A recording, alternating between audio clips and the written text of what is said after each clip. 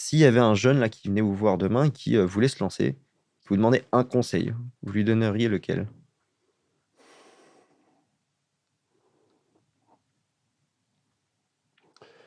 D'abord, le premier conseil que je lui donnerais, c'est sans doute d'aller faire ses classes pendant 2 ou 3 ans à un endroit où il peut perdre de l'argent parce que c'est pas le sien. Par exemple, moi, les 3 ans que j'ai passés dans la banque m'ont été extraordinairement utiles parce que j'ai vu à peu près en 3 ans toutes les conneries qu'il fallait pas faire, quoi. Mmh. Mais je savais pas que c'était des conneries avant, quoi. Mais je veux dire, c'est quand je les ai vues ensuite comment ça s'est passé.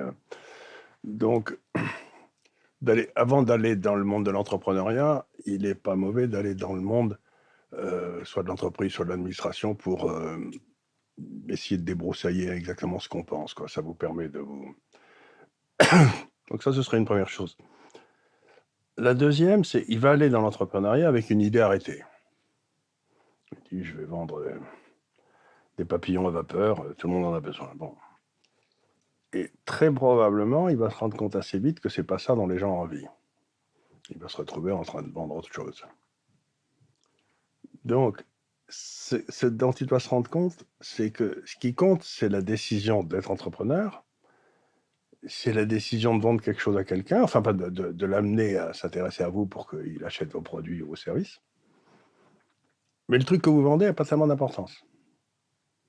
Il faut que D'accord. vous réfléchissiez bien à ce que vous allez vendre, mais très souvent, en fin de parcours, vous ne vendez pas ce à quoi vous croyez au début, quoi. Ce que je veux dire, c'est que voilà, c'est pas ce à quoi vous croyez. Donc, de ne pas s'obséder sur son produit à lui qu'il veut essayer de vendre à tout prix à tout le monde, parce que si les gens n'ont pas besoin, les gens n'ont pas besoin. Mais par contre, vous voyez ce que je veux dire? Donc, c'est de l'essentiel, c'est de rendre service. L'essentiel, c'est pas d'inventer un. Faut pas forcément se dire: «Je vais devenir le prochain Mark Zuckerberg et faire le prochain Facebook». Le prochain Facebook, vous n'en savez rien du tout, et en plus, il ne le pensait pas, comme probablement quand il l'a fait, il n'y pensait pas. Donc encore une fois, et une fois qu'il sera lancé, j'ai toujours dit ça aux gens avec qui je travaillais, c'est qu'à un moment, sans qu'ils sachent très bien, la petite ligne de pêche qu'il aura lancée dans l'eau, il y aura quelqu'un qui mordra. Et à ce moment-là, il faut qu'il commence à la remonter tout doucement, sans la casser. Et puis elle devient une grosse ligne de pêche, et puis un câble, et puis et ça se passe très lentement.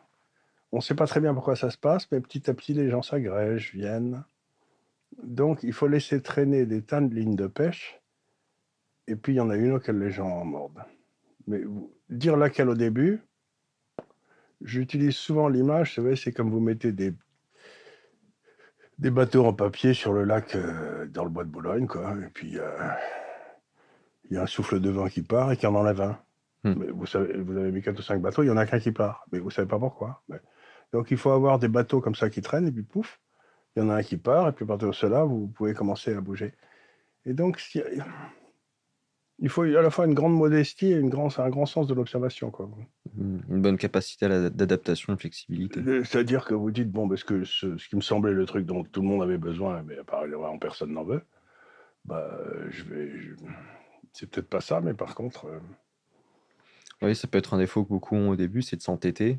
de s'entêter sur le projet, sur le nouveau programme qu'ils ont trouvé que personne d'autre n'avait fait avant eux, etc. Ah, c'est comme ça me fait penser à Steve Jobs, je crois qu'il y a une citation qui circule beaucoup, alors je sais pas si c'est le mot exact, mais où il disait que la plus grande qualité, c'était, d'être persévérant. Mmh. Et j'ai l'impression que parfois elle est mal comprise dans le sens, c'est peut-être pas la persévérance dans le fait d'insister en disant: «Mon produit est le bon et c'est celui-là que les gens voudront», Mmh. mais de persévérer dans l'entrepreneuriat. Parce que Voilà. même Steve Jobs, il en a fait beaucoup de projets différents. Mais Et il non s'est seulement ça, planté, mais il quand a vous rebondi. regardez la carrière de Steve Jobs, ce qu'il y a d'extraordinaire, c'est le nombre de fois où il s'est cassé la gueule. Mmh. Avec Apple, avec son espèce de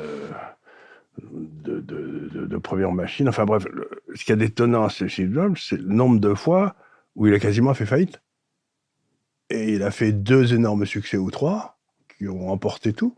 Mais quand vous regardez Steve Jobs, vous vous dites, c'est un gars qui s'est cassé la gueule au moins une dizaine de fois. Et c'est là où la société américaine est très intéressante, c'est qu'elle permet à des gars de se casser la gueule et de se recommencer. Tandis qu'en France, c'est plus difficile. Si vous avez sauté, vous avez été inscrit à la Banque de France, etc., ça devient difficile, quoi.